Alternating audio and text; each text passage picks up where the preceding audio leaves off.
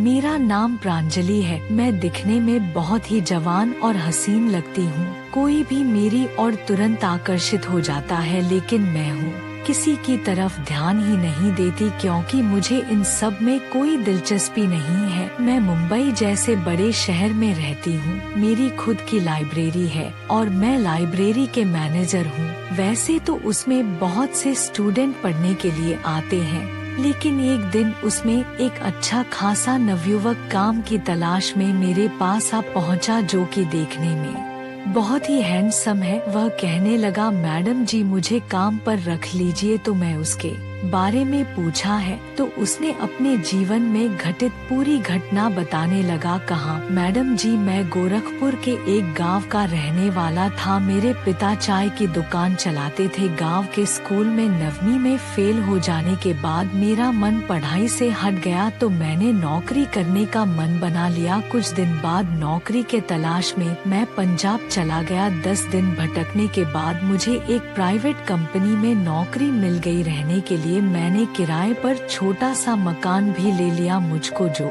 कमरा मिला था उसमें पहले से ही 2 लोग रहते थे। जल्द ही मैं उन दोनों से घुल मिल गया। मेरी बोलचाल के ढंग की वजह से मुझे लोग जल्दी दोस्त बना लेते थे। मैं हमेशा साफ सुथरा रहता था। मेरी जब शादी हुई तो मेरी नई नवेली पत्नी को छोड़कर ड्यूटी पर जाने का जरा भी मन नहीं था। शादी के लिए मैंने कंपनी से 1 महीने की छुट्टी ली थी। शादी के बाद पत्नी की खूबसूरती में मैं कुछ इस तरह खो गया कि कब 1 महीने से ज्यादा समय बीत गया मुझे पता ही नहीं चला। जब कंपनी के मैनेजर ने फोन पर मुझको चेतावनी दी कि अगर 1 हफ्ते के अंदर मैंने ड्यूटी ज्वाइन नहीं की तो मुझे नौकरी से निकाल दिया जाएगा, तब मेरी आंखें खुली। अब तो फौरन नौकरी पर जाना जरूरी था। घर से विदा लेते समय मैंने पत्नी से कहा, तुम चिंता मत करो, पंजाब जाकर सबसे पहले एक बड़ा मकान किराए पर लूंगा, फिर तुम्हें बुला लूंगा। शादी के बाद मुझसे मेरे पिता ने कहा था कि मैं पत्नी को साथ में पंजाब ले जाऊं। पत्नी भी मेरे साथ रहना चाहती थी, मगर मैं पत्नी को साथ कैसे ले जा सकता था। जब मैं कुंवारा था तो 8,000 में गुजारा कर लेता था। दोस्तों के साथ एक ही कमरे में रह लेता था। पत्नी को साथ में रखने के लिए एक कमरा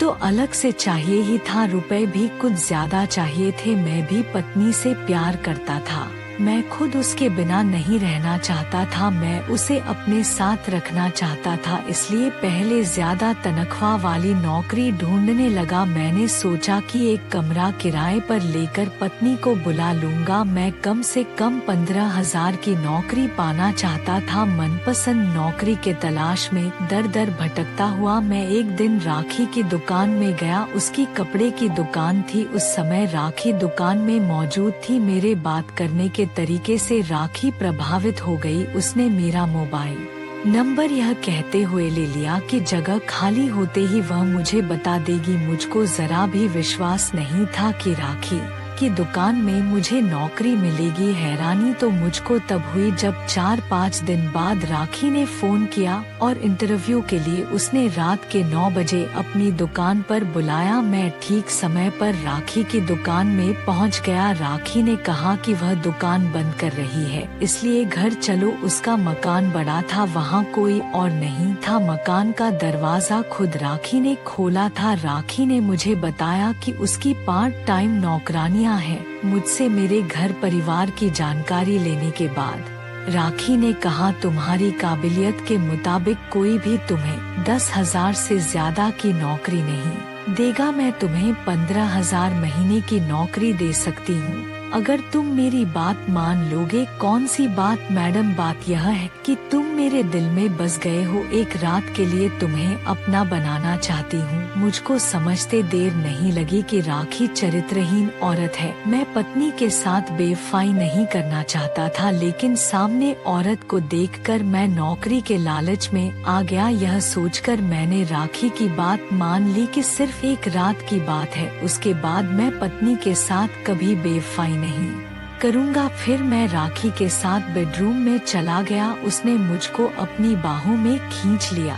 और मुझसे लिपटकर मुझे चूमने लगी। मैं भी उसका पूरा साथ देने लगा और हम एक दूसरे में समा गए। अपने तन की आग बुझाने के बाद राखी बाथरूम में चली गई। अगले दिन सुबह मैं चला आया। राखी ने मुझे अपनी दुकान में नौकरी दे दी। एक हफ्ते तक सब कुछ ठीक ठाक चला। उसके बाद एक दिन दुकान पर राखी ने मुझसे कहा, रात के 10 बजे मेरे घर आ जाना, मुझे कुछ जरूरी बात करनी है। राखी उस दिन भी घर पर अकेली थी। वह मुझे सीधे बेडरूम में ले गई। अब मुझको यह समझते देर नहीं लगी कि राखी ने उसे अपने घर क्यों बुलाया है। आप चाहे तो नौकरी से निकाल दीजिए, मगर अब अपनी पत्नी के साथ विश्वासघात नहीं करूंगा। मैंने अब अपना फैसला सुना दिया। राखी ने मुझको तरह तरह से समझाने की कोशिश की, मगर मैं नहीं माना। मैं जब वहाँ से जाने लगा तो राखी ने कहा, मीरा कहा नहीं मानोगे तो तुम्हें मेरा रेप करने के आरोप में जेल जाना होगा। मैं पुलिस को सबूत दूंगी कि तुमने मेरा रेप किया है। तुम्हें मेरी बात पर यकीन नहीं है तो खुद यह वीडियो देख लो। राखी ने मुझको एक वीडियो दिखाया। उसमें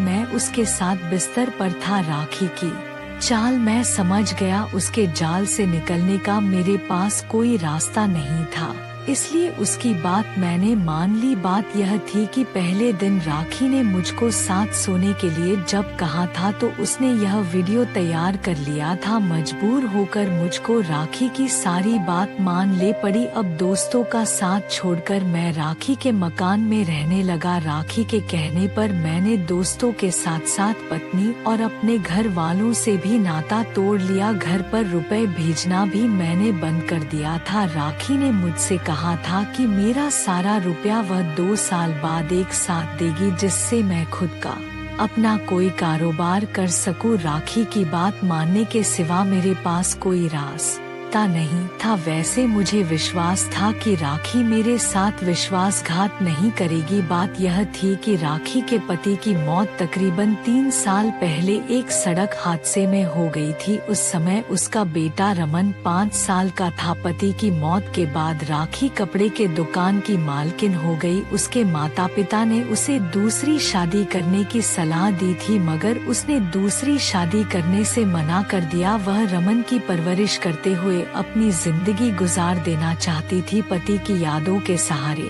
राखी ने 2 साल तो गुजार दिए। उसके बाद अचानक उसे लगने लगा कि मर्द के बिना वह नहीं रह सकती है। जवानी की भूख जब उसे ज्यादा सताने लगी तो एक दिन उसने पड़ोस के एक लड़के से संबंध बना लिया। रमन को उसने हॉस्टल में दाखिल कर दिया। वह उसे घर पर सिर्फ छुट्टियों पर लाती। 1 साल तक वह लड़का राखी के हुस्न से बंधा रहा। उसके बाद उसकी शादी हो गई तो उसने संबंध तोड़ लिया। फिर राखी ने मुझको फंसाया। मैं उसके चुंगल से कभी ना निकल सकूं, इसलिए उसने अपनी और मेरी एक वीडियो क्लिप भी बना ली थी।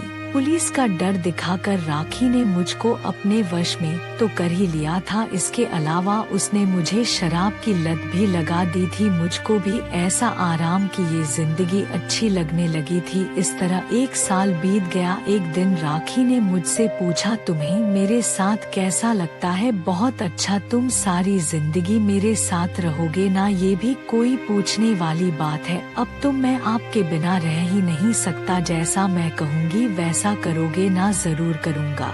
बात यह है कि मेरे हुस्न पर एक अमीर शादीशुदा लड़का फिदा हो गया है। मैं उससे संबंध बनाकर लाखों रुपए ऐंठना चाहती हूँ। कुछ सोचने के बाद मैंने कहा, आप जो चाहे कर सकती हैं, मैं आपका कोई विरोध नहीं करूँगा। बस इतना ख्याल रखिएगा कि कभी मुझे अपने से जुदा ना कीजिएगा। तुम्हें अपने से जुदा करने की तो मैं कभी सोच भी नहीं सकती, क्योंकि तुम मेरी धड़कन बन गए हो। तुम मेरे बताए रास्ते पर चुपचाप चलते जाना। देखना जल्द ही हम दोनों के पास करोड़ों की जायदाद होगी। वह जायदाद सिर्फ मेरे नाम नहीं तुम्हारे नाम भी होगी। अगले दिन राखी अपने साथ एक लड़के को लेकर घर पर आई। योजना के मुताबिक मैंने वीडियो बनाने की पूरी तैयारी कर ली थी। मैंने राखी और उस लड़के का वीडियो बना लिया था। उस वीडियो के बल पर राखी ने उस लड़के से बहुत दिनों तक रुपए ऐंठे। उसके बाद राखी ने दूसरे लड़के को फंसाया, फिर तीसरे, और इसी तरह यह सिलसिला चलता रहा। एक दिन जब मैं दुकान से निकल रहा था तो पुलिस आई और मुझे गिरफ्तार कर लिया। राखी ने मुझ पर रेप का केस कर दिया था। कई महीनों तक मैं जेल में रहा, पर राखी ने दया करके मुझको छुड़वा दिया, पर यह वादा लेकर कि मैं कभी उसके पास नहीं आऊंगा। अब मेरे पास ना पत्नी है, ना पिता है, ना राखी जैसी औरत। मैं अब मजदूरी करके किसी तरह अपना जीवन काट रहा हूँ।